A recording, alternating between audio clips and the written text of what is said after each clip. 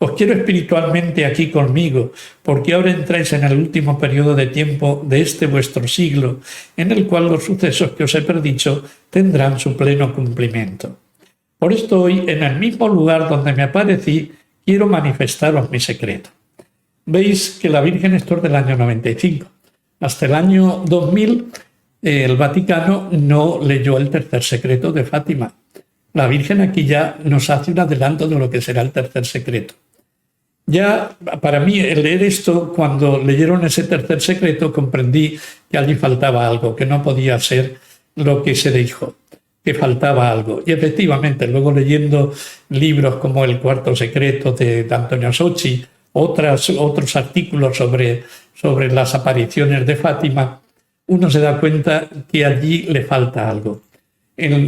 Podemos hablar de un secreto en tres partes o tres secretos. El primero fue cuando habla del infierno, el segundo cuando de las guerras, y el tercero que les dice: esto solo para vosotros, ya lo comunicaré cuando yo os diga, ya lo comunicaréis.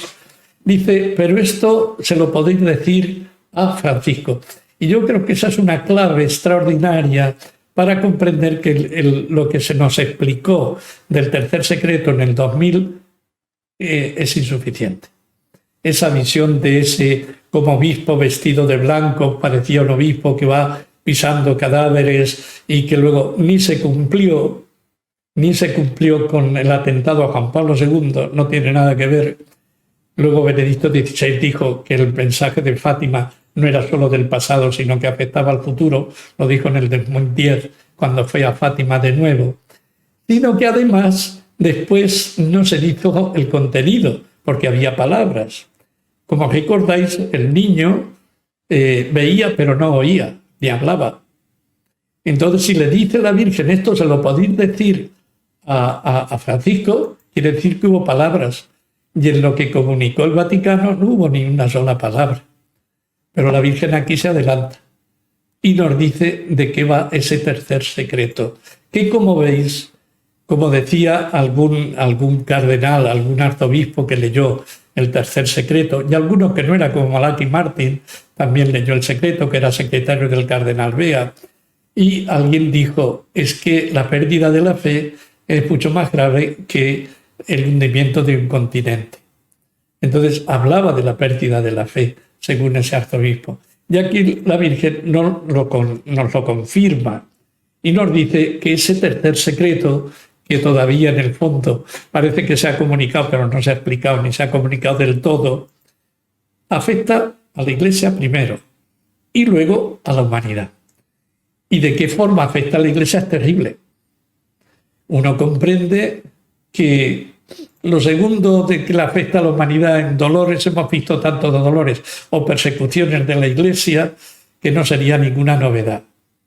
Pero lo que dice que la apostasía, fija lo que dice: mi secreto concierne a la Iglesia, y habla de tres cosas: apostasía, cisma y el hombre inicuo que se sienta en el trono de Pedro. ¿Qué papa se atreve a decir eso? ¿Qué papa se atreve a decir eso? Y más en un momento que se estaba pensando también ya en el Concilio Vaticano II, donde se esperaba la primavera de la Iglesia. El mismo Juan XXIII dijo que no quería ser profeta de malaventuranzas, cuando yo no conozco ni un solo profeta que no haya dicho malaventuranzas, como recordaba también pues el célebre arzobispo de Bolonia, ¿no? Entonces, aquí es donde tenemos que hoy hacer el hincapié y pedirle mucha luz al Espíritu Santo. Mi secreto concierne a la Iglesia. En la Iglesia se llevará a cabo la gran apostasía, que se difundirá por todo el mundo. Apostasía que viene de la cabeza para abajo. La gran apostasía, ese es el gran problema. Y hoy creo que estamos experimentando que esto que dijo la Virgen no solo ha ido a menos, sino que ha ido a muchísimo más. Hoy, decirme qué fuerza tiene la fe. ¿Cuándo se consideran los mandatos de Dios cuando se habla de política, de derechos humanos, de nuevos pecados? ¿Cuándo? No se tiene para nada esa apostasía. La fe ya no solo se ha quedado reducida a la conciencia de los particulares y algunos acontecimientos en las iglesias cada día más descafeinados, más mundanizados y cada día menos sobrenaturales. Entonces, la cuestión de la apostasía, el que no la quiera ver es que es un ciego total. Pero por desgracia, tenemos que decir, cuantísimos han abandonado la fe. Y claro, esto es terrible. Esto es terrible. ¿Por qué? Pues porque la fe vale más que la vida. Y hoy solo nos preocupamos de tener comodidades en la vida, olvidando la fe. Hemos invertido por completo los valores. Y por esto diríamos que el peligro y la gran tribulación que hoy tenemos nos viene desde la misma Iglesia, porque ha apostatado de la verdadera fe. En muchos, está clarísimo. Y no se corrigen, sino que además muchas cosas se pervierten y se aplauden. Y se promociona muchas veces a gente que son defensores de la homosexualidad y como si no fuera un pecado, del divorcio, del aborto, etcétera, etcétera, etcétera, y que contradicen la doctrina y la moral del Evangelio y de la Iglesia durante 2000 años. Entonces, mantenerse firmes hoy en la fe es tremendo. Y claro, es mucho más peligroso un pastor falso que me desvía de la fe que una persona que en nombre de que odia mi fe viene y me mata. Porque me mata y me quita la vida, pero enaltece mi fe en el fondo y me lleva al cielo, porque todo mártir inmediatamente paga todas sus culpas y va directamente al cielo.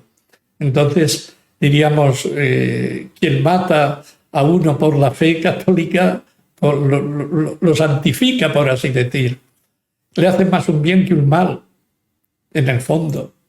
Y por eso la Iglesia durante 2000 años pues ha enaltecido a los mártires. Y nos dice que el martirio está por encima de todo, que vale más la fe que la vida. Entonces, esto tengámoslo presente porque quien nos ha regalado la fe no ha sido el cura de mi pueblo, ni el obispo, ni el papa. Quien me ha regalado la fe es un don sobrenatural, nunca lo olvidemos, que nos lo ha dado el mismo Dios. Es el talento de los talentos. Y el Señor nos dijo aquella parábola de los talentos que al que le dio 10 tiene que devolverle otros 10, tiene que hacerlo fructificar. Y al que le dio 5, 5, al 1, 1. No vale guardar ese talento ahí escondido. Tenemos que responder directamente a Dios. Yo no voy a responder de mi fe al cura que me enseñó cosas o bendito sea Dios. Fueron instrumentos de Dios que hay que agradecer. Por supuesto, no voy en contra de eso, porque si, como decía San Pablo, si yo no predico, ¿cómo va a llegar la fe? La fe es respuesta a una palabra de Dios y esa palabra nos toca darla a nosotros. Por tanto, los predicadores son o somos imprescindibles para predicar, para que la fe se propague. Pero la fe en cuanto tal es un don del Espíritu, es un don de Dios, un don de la Santísima Trinidad. Y a Él tenemos que dar cuenta. Por eso tenemos que conservar la fe, acrecentarla, vivirla como la mayor responsabilidad de nuestra vida. Mucho más que cuidar nuestra vida, mucho más que tener muchas carreras y tener muchos títulos universitarios. Lo principal que tiene que hacer un cristiano es conservar, cultivar, acrecentar y vivir de la fe cristiana, de la fe que Jesús nos ha regalado. Eso es el principal labor. Y por tanto, es una gran tribulación porque hoy lo que está más en juego, incluso desde la misma Iglesia, es la fe. Luego continúa, es la fe. Luego el cisma se realizará en el general alejamiento del Evangelio y de la verdadera fe. Creo que aquí la Virgen pues da una luz del cisma que muchos, por lo que veo, no lo tienen. Para muchos el cisma será una declaración jurídica, canónica, de rompimiento de la Iglesia. Tiene que haber como una declaración, por así decir, formal, jurídica, canónica. Pero aquí la Virgen dice que no dice eso. Dice, el cisma lo llama ella, lo define como general alejamiento del Evangelio y de la verdadera fe. Decidme hoy si esto no es lo que están viendo nuestros ojos. ¿Cuánta gente, por ejemplo, yo recuerdo cuando yo era sacerdote al principio, pues el 90 y tantos % de la gente se casaba por la iglesia? Ahora creo que, digo en España, yo creo que no llega al 10%, ponle un 10%, un 12%. En poquísimos años, en 20, 30 años, hemos visto cómo la fe que antes definía la familia, el matrimonio de una forma absoluta, en España absolutamente ya no. Es un dato, podríamos ver otros muchos datos, pero vemos hasta qué punto ha habido un alejamiento silencioso. Muchísimos bautizados ya no bautizan a sus hijos y se quedan tan tranquilos, no les entra dolor de conciencia ni problema ninguno y no les importa. Y si no hacen la comunión, bueno, pues todavía queda algo de comunión porque todavía queda ahí mucho de social de los niños, pero veis que cada día menos. Entonces, no es algo que ha ido a menos. Del año 95 aquí vemos que no solo ha ido a menos, sino a muchísimo más. Y tanto la apostasía como el cisma han crecido de qué forma. Y luego nos dice una cosa que es tremenda, porque esto ya es muy concreto. Lo que nos dice a continuación es tremendo. En ella, en la Iglesia, entrará el hombre de iniquidad que se opone a Cristo, que llevará a su interior la abominación de la desolación, dando así cumplimiento al horrible sacrilegio del cual habló el profeta Daniel, Mateo 24, 15. Claro, aquí hay un problema. Bueno, un problema en cierto sentido. Esto podríamos decir, ¿y cuándo va a ser eso? Que el hombre de iniquidad entrará en el... Claro, aquí tenemos un problema. ¿En qué sentido? Que la Virgen repetidamente nos dice aquí en el libro que es en esta generación donde va a ocurrir todo y que muchos de esta generación van a ver los cielos nuevos y la tierra nueva. Van a ver cómo el mal es derrotado, van a pasarlo muy mal, muchos tendrán que morir, otros serán, diríamos, dejados como pequeño resto, que luego habitará una nueva tierra y un nuevo cielo. Pero eso va a pasar en esta generación, según el libro. Con lo cual uno dice, ¿ha entrado ya o no ha entrado ya? Claro, los datos son que como dije el otro día, por ejemplo, lo de Benedicto XVI, pues él se consideraba ya el último papa. Y lo que estamos viendo que surge de la doctrina que nos viene del Vaticano es una doctrina que es anticatólica en general. Y la cosa pues entonces es muy grave. Pero sobre esta cuestión sí que creo que es necesario, aun cuando parezca que interrumpimos esto, pero me parece que es muy necesario que nosotros clarifiquemos una cosa. ¿Qué es un hombre inicuo?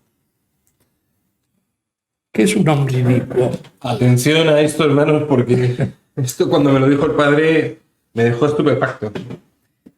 Claro, normalmente nosotros cuando oímos las palabras, claro, el problema es que la palabra eterna, que es el Evangelio, está también en palabras humanas. Y entonces nosotros muchas veces pues pensamos amor, pues lo traduzco desde lo que dice el diccionario de la Real Academia. Y entonces pongo lo que es el amor. Pero yo tengo que ir al Evangelio para entender lo que es el verdadero amor. Fijaos, por ejemplo, con un ejemplo. ¿Quién puede pensar que si yo doy mi bien a los pobres no estoy amando? Pues según San Pablo no. Según San Pablo, aunque diera todos mis bienes a los pobres, si no tengo amor, entonces el amor es mucho más que dar los bienes. Puedo dar los bienes y no tener amor. Dice mucho más. Puedo dar incluso mi cuerpo a las llamas. Si no tengo amor, soy un metal que resuena. No vale para nada. Dice, pero ¿qué más puedo dar yo por otros que mi propia vida? Yo entendería que eso es amor. Pero San Pablo dice que no, que el amor es todavía mucho más grande. Entonces nosotros tenemos que... La fe significa corregir nuestros conceptos, Comenzamos por ahí nuestros conceptos a la luz del Evangelio. Pues fijaos sobre el hombre de iniquidad, que cuando uno oye hombre de iniquidad, inicuo, ¿qué está pensando? Un hombre malo, un hombre de malas acciones, de malas ideas, de gesto pues duro, en fin, cualquiera de nosotros hombre, mira, un hombre inicuo. Pues estad atentos porque lo que nos viene aquí es de Jesús. Os leo de Mateo 7, desde el versículo 13 hasta el 23 incluido. Entrad por la puerta estrecha, porque ancha es la puerta y espacioso el camino que lleva a la perdición, y muchos entran por ellos. Que estrecha es la puerta y que angosto el camino que lleva a la vida, y pocos dan con ellos. Fijaos ahora lo que dice. Cuidado con los profetas falsos. Se acercan con piel de oveja, pero por dentro son lobos rapaces. Por sus frutos los conoceréis. ¿Quién no conoce esta frase de por sus frutos los conoceréis? Yo creo que todo el mundo, si no la hemos repetido alguna vez, será extraño. Por sus frutos los conoceréis. Y nos quedamos tan tranquilos. Ya pensamos que con decir esa frase estamos preparados para distinguir al verdadero del falso profeta por sus frutos. Pero ¿cuáles son esos frutos? ¿Cuáles son esos frutos? Estad atentos porque lo que sigue a continuar, para que veáis como nunca las frases evangélicas las tenemos que tomar solas. Tenemos que verlas en todo su contexto. Y fijaos lo que sigue Jesús. ¿Acaso no se cosechan uvas de las zarzas o higos de los cardos? Así todo árbol sano da frutos buenos, pero el árbol dañado da frutos malos. Un árbol sano no puede dar frutos malos, ni un árbol dañado dar frutos buenos. El árbol que no da fruto bueno se tala y se echa al fuego. Es decir, que por sus frutos los conoceréis. Hasta ahora todo entendido. Pero fijaos lo que viene. No todo el que me dice Señor, Señor entrará en el reino de los cielos, sino el que hace la voluntad de mi Padre que está en los cielos. Aquel día muchos dirán, Señor, Señor, ¿no hemos profetizado en tu nombre, y en tu nombre hemos echado demonios, y no hemos hecho en tu nombre muchos milagros? Entonces yo les declararé, nunca os he conocido. Alejaos de mí los que obráis la iniquidad. ¿Profetizar en el nombre de Jesús es iniquidad? ¿Echar demonios en nombre de Jesús es iniquidad? Hacer milagros en nombre de Jesús, y fijaos, en nombre de Jesús, ni siquiera de Dios. ¿Eso es iniquidad? ¿Se os hubiera ocurrido a vosotros alguna vez eso? A mí nunca. A mí nunca. Y está dicho a renglón seguido que nos está diciendo que por sus frutos los conoceréis, para distinguir al falso del verdadero profeta, porque es el verdadero peligro de un cristiano. El peligro de un cristiano no viene de un enemigo del cristianismo, viene de un falso cristiano, que me dice que es verdad lo que es mentira y mentira lo que es verdad, en nombre de Cristo. Y entonces dice, ¿cómo los distingo yo hoy? Si muchos van vestidos de cardenal, a lo mejor, o de obispos, o de sacerdotes, o de profetas, ¿cómo los distingo? Por sus frutos. ¿Y cuáles son esos frutos? Porque pueden estar haciendo milagros y pueden estar expulsando demonios y parecer que hablan en nombre de Jesucristo. Tendremos que ir a más cosas de la Biblia para poder distinguir. Y a mí me parece que una de las cosas que nos dice continuamente San Pablo, San Juan, la fidelidad a la tradición, la fidelidad a lo que habéis recibido. San Pablo dice que si un ángel o él mismo, apóstol, superapóstol, que lo tenía muy claro, si algún apóstol tenía conciencia de apóstol, era San Pablo. Y que lo que decía era de Dios, era San Pablo. Dice, pues aunque yo viniera, yo os dijera lo contrario de lo que os he dicho, no me creáis. Permanecer firmes en la fe. Por tanto, el pastor tiene que ser fiel a lo que ha recibido, transmitir con total fidelidad el Evangelio y tener una vida santa. Entonces, veis que esos frutos por los frutos los conoceréis, es unos frutos de unión con toda la iglesia anterior. La iglesia no es del Papa, ni de los obispos, ni de los sacerdotes, ni de nadie, es de Cristo. Es de Cristo. Y no podemos decir la iglesia del concilio tal o la iglesia del concilio cual. Es la iglesia de Cristo que se actualiza, por supuesto, que se va creciendo en conocimiento de sí misma, del misterio de Dios y del misterio del hombre. Pero es la iglesia de Jesucristo. Entonces hoy, por desgracia, por eso quedará solo un pequeño resto. La Virgen en el libro azul nos dice continuamente que solo quedará un pequeño resto, pues será muy difícil poder mantenerse en la verdadera fe. Será muy difícil, y ahí la gran tribulación de no saber distinguir quién será el que es verdadero pastor o no, porque el mismo Jesús ya nos previno que en los últimos tiempos hasta los malos harán grandes prodigios. Fijaos que en la Iglesia, cuando se canoniza a una persona, se le declara santo, tiene que haber milagros. Aparentemente aquí también va a haber gente que va a hacer milagros. Entonces no basta solo los milagros, no basta solo echar demonios en nombre de Cristo o profetizar en nombre de Cristo, sino que se necesita más cosas. Entonces os invito a esto, que no lo digo aquí para dedicarme a todo esto, sino para que cada uno de nosotros reflexione, lea el Evangelio cada día con más detenimiento, el Nuevo Testamento sobre todo, y vaya encontrando cuáles son esos frutos que todos juntos, tienen que ir todos juntos. Eso pasa como las virtudes, si no van juntas no hay virtud. Fe, esperanza y caridad son inseparables. Si usted me habla de fe que va separada de la caridad, como hacen, por ejemplo, los protestantes, esa fe no es verdadera.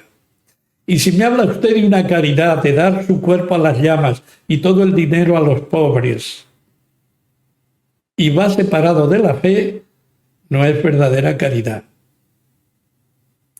Esperanza verdadera, caridad verdadera, fe verdadera, son inseparables. Lo que Dios ha unido, que no lo separe el hombre. Y incluso en todas las demás virtudes. Si usted en nombre de la prudencia es injusto, malo. No es prudencia verdadera. Y si usted en nombre de la justicia es imprudente, no es justicia. Tienen que ir todas las virtudes juntas, porque si no, desbarramos. Y es como si yo del ojo hago todo el cuerpo humano, desbarro. El cuerpo humano es oídos, nariz, ojo, cada uno en su sitio y todos unidos. Porque si arranco el ojo, en el fondo dejo ciego a todo el cuerpo. Y quito la visión de lo que es el verdadero ojo. Tengo que verlo todo en conjunto. Si no, no sirven. Si a mí me cortan el brazo, solo no sirve para nada. En el cuerpo sirve, en el ojo arrancado no sirve para nada. Y así podemos ver todas las cosas. Bueno, esto era como un paréntesis que me parecía que era más que importante para entender esto del hombre inicuo que se sentará en el sitio de Pedro. Y luego, mi secreto concierne a la humanidad. La humanidad llegará al culmen de la corrupción y de la impiedad, de la rebelión contra Dios y de la abierta oposición a su ley de amor. Fijaos que dice, llegará a su culmen, porque hasta ahora la tenemos, pero estamos viendo cómo llega al culmen y estamos viendo cómo tantas cosas que vemos hasta qué punto. A mí me parece que este Occidente, que nos lo quieren poner como modelo de progreso, de humanidad, de democracia, tiene centenares de millones de abortos, que es un crimen. No es que lo diga yo, el Concilio Vaticano II dice que es un crimen abominable. Y durante 2000 años la Iglesia ha dicho que es un crimen abominable. Y nosotros nos creemos los seres más progresistas y más demócratas y más justos del mundo, cuando tenemos dentro de nosotros uno de los peores pecados. Y quien dice eso, hemos roto la familia, estamos pervirtiendo a los niños en su inocencia. Y nos parece que esto es el progreso y que somos los modelos. Y los demás, los que no son occidentales, hay que machacarlos. O no hacerles caso. O son pobres indigentes en cultura que son los africanos. Tenemos mucho de qué arrepentirnos, hermanos. Entonces, el castigo que viene y que pronuncia la Virgen es fruto solo de consecuencias de nuestras acciones. No es que Dios disfrute castigándonos como entendemos el castigo. El castigo de Dios es siempre misericordioso y es porque busca un bien mayor. Y Él, como nos dejó libres y nos dijo: ante vosotros pongo la vida y la muerte, elige lo que quieras, Occidente y la inmensa mayoría de la humanidad ha elegido la muerte, no la vida. Ha elegido la tierra, no el cielo. Ha elegido el egoísmo, no el amor cristiano. Y las consecuencias es lo que vamos a tener. La humanidad conocerá la hora de su mayor castigo, que ya os predijo el profeta Zacarías, Zacarías 13, 7 al 9, donde habla ahí de falsos pastores también, y que 2/3 partes de la humanidad desaparecerán. Entonces este lugar aparecerá a todos como signo luminoso de mi presencia materna en la hora suprema de vuestra gran tribulación. Desde aquí mi luz se difundirá a todas partes del mundo, y esta fuente brotará, y de esta fuente brotará el agua de la divina misericordia, que descenderá para regar la aridez de un mundo reducido ahora a un inmenso desierto. Desde aquí mi luz se difundirá a todas las partes del mundo. Me hace pensar, porque como sabéis que en el último cenáculo nos dijo la Virgen: yo os diré a quién tenéis que seguir, al vicario de mi hijo, para ser fieles al vicario de mi hijo y a mi iglesia. ¿Dónde estará ese vicario de mi hijo y de su iglesia? Por lo que dice aquí la Virgen, parece que en Fátima, ya no en Roma. Ese Pedro romano parece, por lo que viene aquí y en otros momentos, que su sede ya no será Roma. En algunas profecías se dice que Roma perderá la fe. ¿Y dónde estará entonces ese vicario de Cristo? Intuyo y deduzco, por lo que aquí acabamos de leer, que será desde Fátima. Pero, bueno, esto es una deducción que está aquí. Desde aquí, es un lugar muy concreto. Mi luz se difundirá. Y no lo dice que se ha difundido, se difundirá en futuro. Por tanto, no se refiere al mensaje que dio, sino, porque ese ya será, sino a un nuevo mensaje, a una nueva presencia de la Virgen, que a través de ese vicario, que ella nos dirá cuál es el vicario de Cristo, y de su iglesia nos dará la luz de María.